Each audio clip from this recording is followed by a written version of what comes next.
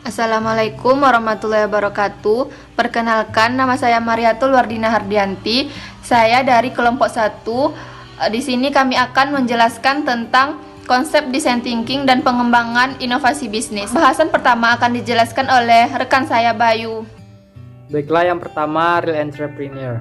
Merriam-Webster mendefinisikan pengusaha sebagai seseorang yang memulai bisnis dan bersedia mengambil risiko, kerugian untuk menghasilkan uang. Dalam arti luas, itu mungkin termasuk setiap pemilik usaha kecil dan bahkan mungkin mereka yang bekerja sendiri atau kira-kira sepertiga dari tenaga kerja kita. Memang pada dasarnya tidak ada kriteria-kriteria atau patokan-patokan dalam menentukan apakah pengusaha adalah seorang real entrepreneur atau tidak. Namun ada beberapa sifat-sifat yang cenderung ditunjukkan oleh pengusaha sukses. Yang pertama, ada memulai sendiri. Ini mungkin tampak jelas, tetapi seorang pengusaha tidak bisa duduk-duduk menunggu orang lain memberi mereka izin untuk melakukan sesuatu. Mereka harus menjadi self-starter yang mampu mengambil tindakan atas ide-ide daripada hanya memimpikannya hari demi hari. Yang kedua, disiplin. Seorang pengusaha, pekerja lepas atau bahkan telekomuter harus cukup disiplin untuk bekerja tanpa ada atasan yang harus memastikan semuanya selesai. Yang ketiga, percaya diri. Orang tidak akan membeli dari seseorang yang tidak yakin dengan kemampuannya sendiri untuk memberikan. Jadi, bahkan jika itu adalah situasi palsu sampai Anda berhasil. Wirausahawan harus menunjukkan kepercayaan pada keahlian, produk, atau program mereka. Yang keempat, kreatif.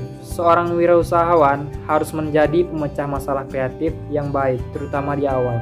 Pengusaha juga cenderung kreatif karena mereka menciptakan sesuatu yang baru, produk baru, layanan, atau twist pada yang sudah ada. Yang kelima, pengambilan risiko.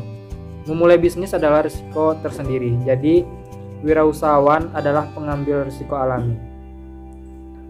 Pengusaha terbaik tahu kapan harus mengambil risiko yang diperhitungkan dan kapan tidak. Thinking dan business validation. Menurut kami, design thinking adalah sebuah kerangka kerja yang biasa digunakan oleh para pebisnis untuk menghubungkan antara apa yang konsumen inginkan dengan teknologi yang akan digunakan, serta cara-cara yang akan dilakukan agar bisnis berjalan dengan baik lewat pendekatan-pendekatan yang difokuskan pada subjeknya atau siapa yang terlibat dalam pembuatan produk. Business validation adalah riset pasar atau teknik-teknik dalam menganalisa calon pasar yang didasarkan pada data-data yang valid sehingga menghasilkan kesimpulan yang bisa mendukung pebisnis baik dalam segi pemasaran dan penjualan. Jika ini gagal, maka akan berakibat fatal bagi bisnis. Produk ini sendiri memiliki target pasar yang cukup jelas mengingat kondisi saat ini orang-orang berusaha meningkatkan imunitas tubuh mereka agar terhindar dari COVID-19. Juga kami nantinya akan berorientasi pada penggunaan metode-metode yang alami, baik dari bahan dan alat, serta cara-cara pengolahan dengan tujuan untuk menjaga mutu dan kualitas dari produk kami. Perbedaan produk yang kami dengan produk lain yaitu pada packaging yang lebih unik dan dengan menjaga kualitas yang baik, di mana produk kami juga menyediakan dua varian bentuk yaitu dalam bentuk cair dan bentuk bubuk. Baik, saya akan menjelaskan mengenai bisnis model. Bisnis model adalah suatu model yang menjelaskan dan menjabarkan bagaimana sebuah perusahaan dapat bergerak dan berkembang untuk memperoleh keuntungan. Pada bisnis model ini terdapat 9 pilar utama.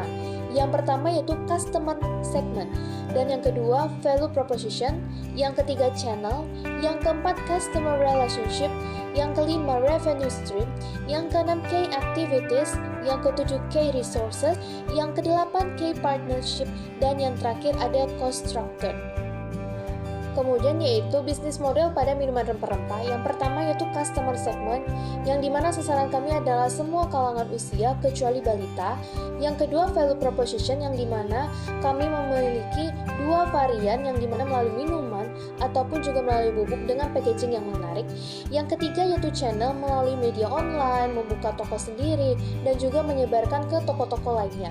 Yang keempat customer relationship, kami membangun hubungan dengan memberikan diskon, memberikan kualitas yang terbaik. Kemudian yang kelima yaitu ada revenue stream. Kami mendapatkan pendapatan yaitu langsung dari penjualan minuman rempah-rempah tersebut. Kemudian yang keenam key activities, yang dimana aktivitas kami itu adalah melakukan pengemasan baik itu yaitu melalui botol ataupun plastik packaging untuk yang bubuk. Kemudian ada Key Resources, yaitu ada admin media sosial, pengemas, bahan baku, kemudian keuangan. Kemudian yang kedelapan yaitu Key Partnership, yaitu pemasok, pasar, dan yang terakhir yaitu ada Cost Structure, yang dimana biaya yang kami keluarkan itu adalah biaya pengemasan, biaya marketing, dan juga biaya operasional. Apakah kami tertarik dengan KBMI? Tentu saja kami akan tertarik. Adapun alasan dan komitmen yang bisa kami buat untuk mengikuti KBMI terhadap produk yang kami miliki ialah: pertama, kami menyadari bahwa KBMI adalah salah satu jalan yang dapat ditempuh untuk bisa merealisasikan ide dari produk yang akan kami buat, baik dari segi pendanaan dan juga ilmu-ilmu yang diperlukan. Kedua, adanya peluang yang besar bagi kami untuk menjadi katalis dan agen penggerak ekonomi bangsa di masa pandemi maupun pasca pandemi melalui kegiatan membantu UMKM atau ekonomi desa. Ketiga, sesuai dengan kondisi pandemi, orang-orang berlomba untuk menjaga dan meningkatkan imunitas tubuh dengan berbagai rempah-rempah alami, sehingga ide ini sangat mungkin untuk diminati pasar luas. Keempat, kami akan berusaha semaksimal mungkin menyerap semua ilmu-ilmu yang akan didapatkan dari KBMI dan memanfaatkan semua yang KBMI berikan, baik itu dana, pengalaman, dan kesempatan untuk dapat diaplikasikan pada produk yang akan kami buat. Kelima, kami pasti akan melakukan inovasi dan mendengarkan semua kritik, saran, dan masukan agar produk kami bukan hanya relevan dengan apa yang konsumen butuhkan saat ini, tapi juga akan lebih bermanfaat di masa yang akan datang.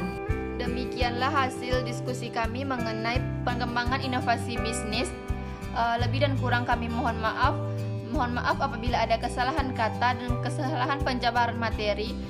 Wabillahi taufiq wal hidayah. Assalamualaikum warahmatullahi wabarakatuh.